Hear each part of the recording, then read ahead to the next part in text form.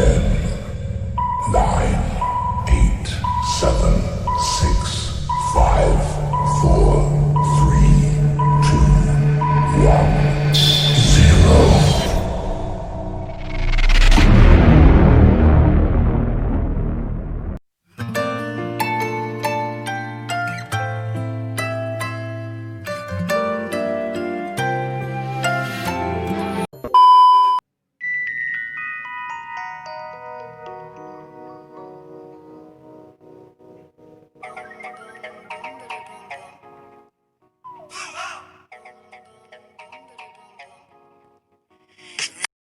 Sistem bilangan terbagi menjadi definisi. Nah, yang pertama itu sejarahnya, bilangan bulat, yang ketiga bilangan rasional, dan yang keempat bilangan irasional.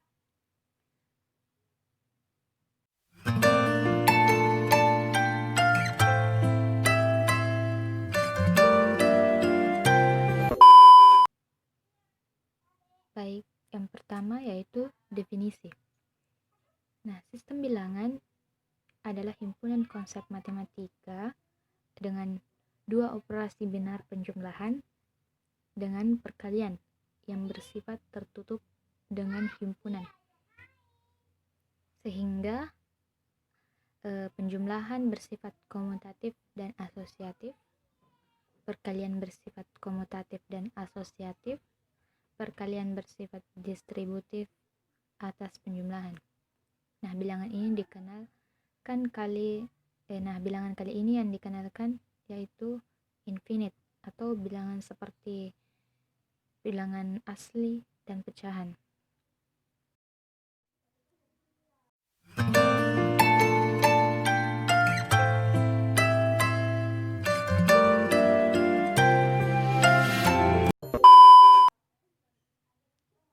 Nah, yang pertama, sejarah.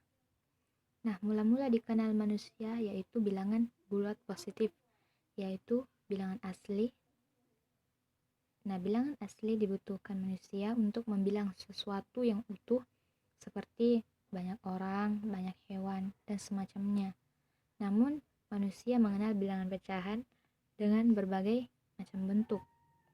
Nah, pada perkembangan selanjutnya, orang-orang membutuhkan bilangan bertanda. Nah, oleh karena itu, kuantitas sesuatu dapat berjalan kedua arah yang berlawanan. Misalnya, untuk menjawab pertanyaan berapa kambing yang dia punya, nah padahal faktanya ia berutang 3 ekor kambing dan tidak memiliki kambing sama sekali. Daripada kita menjawab tidak ada, nah maka kita menjawab dengan negatif 3. Itu akan lebih masuk akal.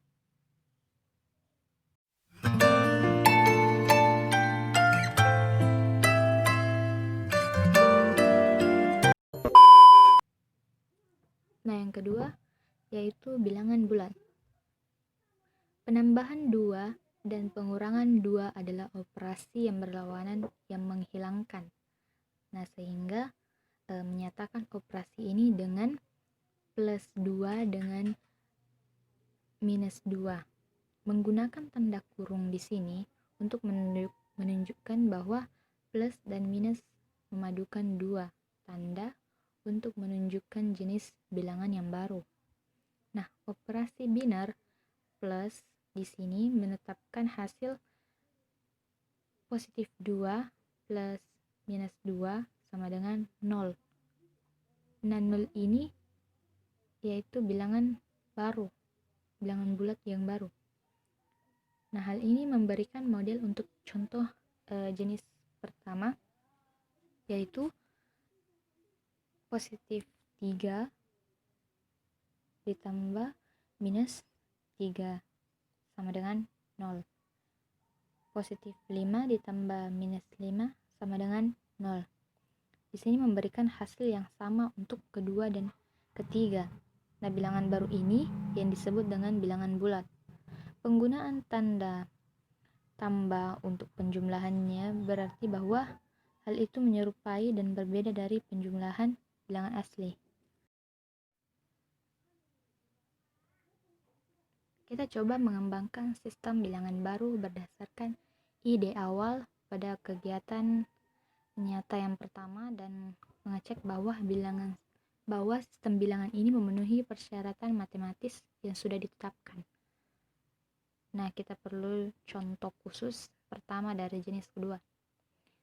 Dari tabel di bawah ini, di mana kenyataan fisik yang pertama naik 2 langkah dan naik 3 langkah, model matematikanya yaitu positif 2 ditambah positif 3 itu sama dengan positif 5, dan seterusnya.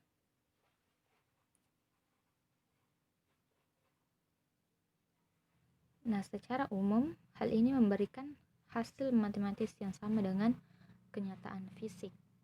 Untuk bilangan bulat yang diabstraksi dari kejadian timbal balik yang dapat dihitung dengan operasi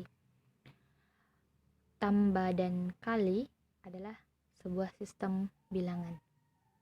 Penjumlahan bilangan bulat bersifat asosiatif dan komutatif dapat terlihat secara langsung dari kejadian fisik. Metode yang diturunkan perkalian bersifat asosiatif dan komutatif. Nah, metode umum untuk perkalian bilangan bulat diberikan oleh 4 pernyataan, di mana A, B adalah bilangan bulat karena positif A, negatif A, positif B, negatif B adalah bilangan bulat. Lebih mudah digunakan singkatannya AB untuk A kali B untuk menghindari tanda kurung dan dalam tanda kurung.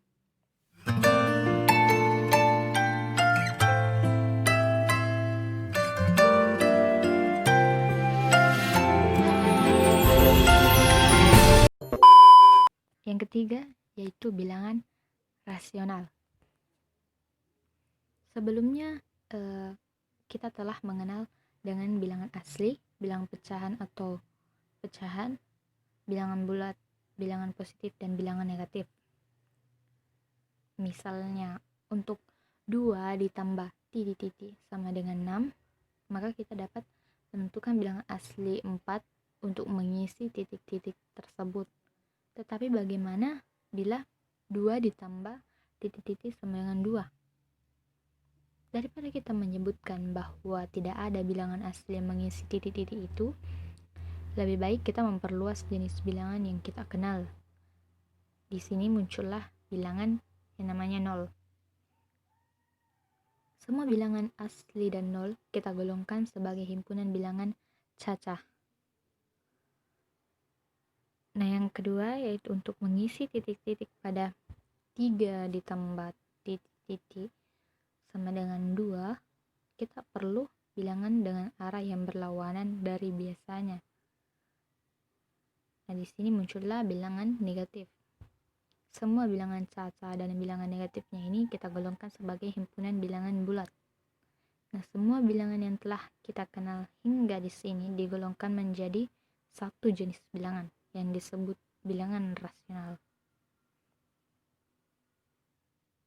Bilangan rasional dapat dikaitkan dengan kata rasio atau ration yang menjadi kata dasar dari rasional.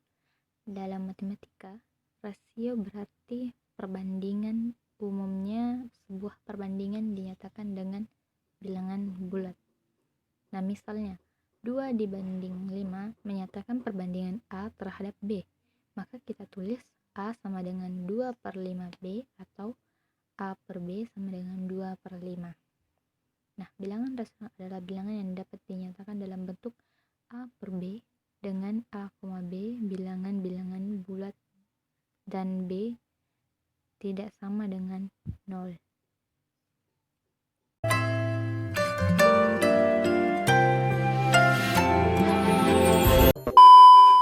Nah, yang keempat yaitu bilangan irasional.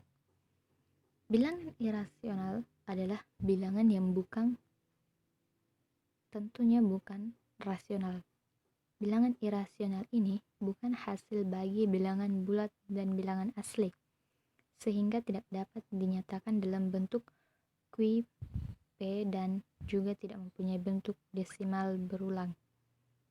Nah, sebagai contohnya, misalkan akar 2 itu hasilnya 1,414213562 dan seterusnya.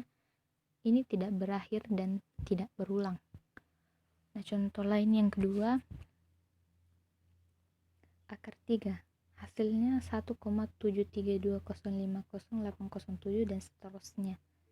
Ini juga tidak ada ujungnya, tidak berakhir. Nah, bilangan yang dinyatakan dalam bentuk pecahan desimal tidak akan berakhir dan tidak berulang. Maka bilangan itu merupakan bilangan irasional. Misalkan 0,373333337 dan seterusnya adalah bilangan irasional sebab angka-angkanya tidak berakhir dan tidak berulang teratur. Nah, sekarang kita akan membuktikan salah satu bilangan irasional tadi. Kita akan buktikan akar 2, yaitu bilangan irasional, di mana kita asumsikan akar 2 ini rasional. Kemudian kita tunjukkan bahwa akan terjadi kontradiksi, sehingga akar 2 itu irasional. Andaikan akar 2 rasional, maka akar 2 dapat kita tuliskan sebagai hasil bagi 2 bilangan bulat A per B, sehingga A dan B relatif prima. Jika A per B sama dengan akar 2, maka A per B pangkat 2 sama dengan 2, dan A pangkat 2 sama dengan 2B pangkat 2. Karena 2B pangkat 2 adalah bilangan bulat genap, maka A pangkat 2 juga genap. Demikian pula A. Kenapa?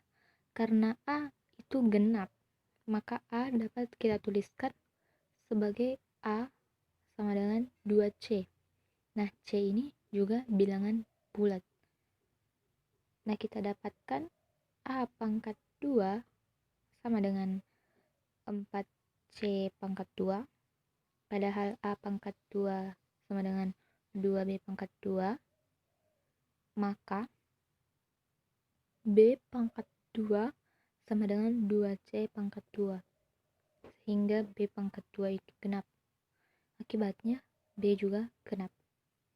Karena A dan B keduanya genap, tentu mempunyai faktor persekutuan 2. Maka didapat keadaan yang kontradiksi dengan pengandaian. Sehingga pengandaian akar 2 bilangan irasional itu tidak benar. Jadi otomatis akar 2 ini irasional.